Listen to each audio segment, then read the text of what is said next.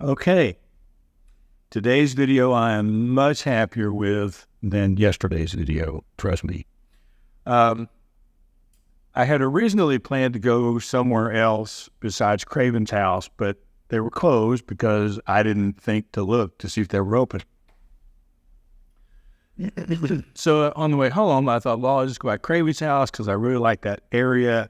I'll see what I can do. And I had it in my head that I would do a voiceover telling the history of the house with B-roll footage, around it. And as it sort of moved forward, I thought, I don't need to speak in this video at all. I think what I need to do is find some kind of somber music, which, I did, but I'm not 100% happy with the choice of music. And then just sort of overlay some pieces of information because maybe the text will keep people watching more than me talking.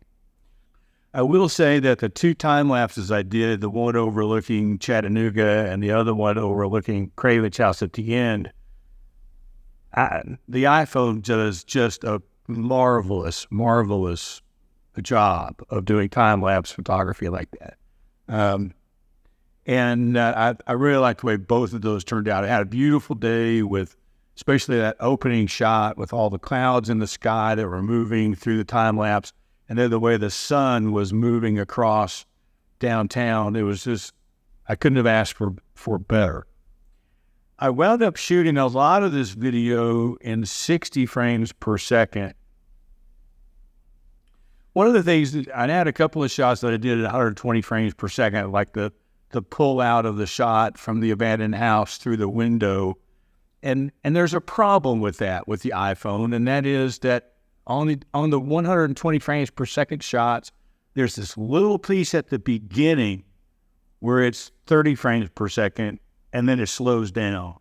And then there's this little piece at the end where it speeds back up.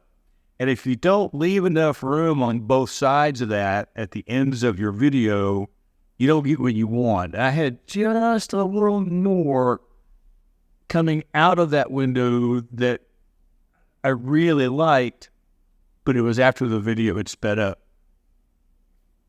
Could I have manipulated that back to 120 frames per second? Sure, I probably could have, but it's just one of those things. So by doing 60 frames per second, you have the opportunity when you've got your video set up, and up in the upper left-hand corner, it tells you that you're shooting in 4K, and then I shoot in 30 frames per second. So if you touch 30, it will turn to 60, and if you touch 60, it'll turn to 24, and then you can just keep going back and forth between those frame rates. I have found that the easiest thing for me to do on my other channels to go back and forth from like the iPhone to the Pocket 3 to my Canon.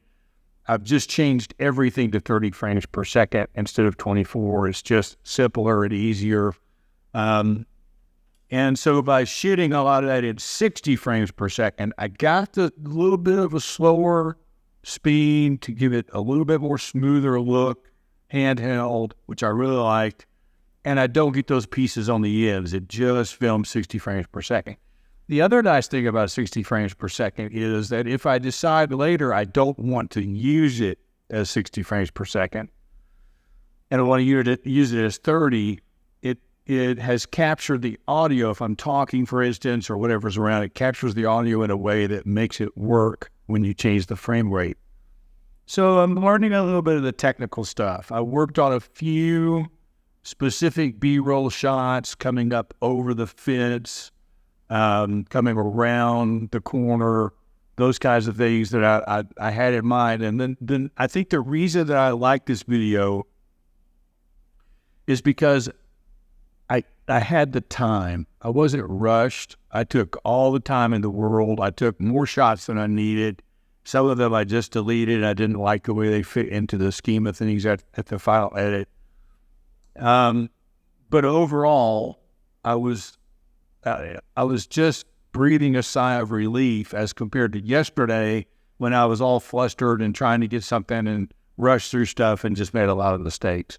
Let me know what you think of this video. Let me know what you think about the fact that it was just sort of text on the screen as opposed to someone talking.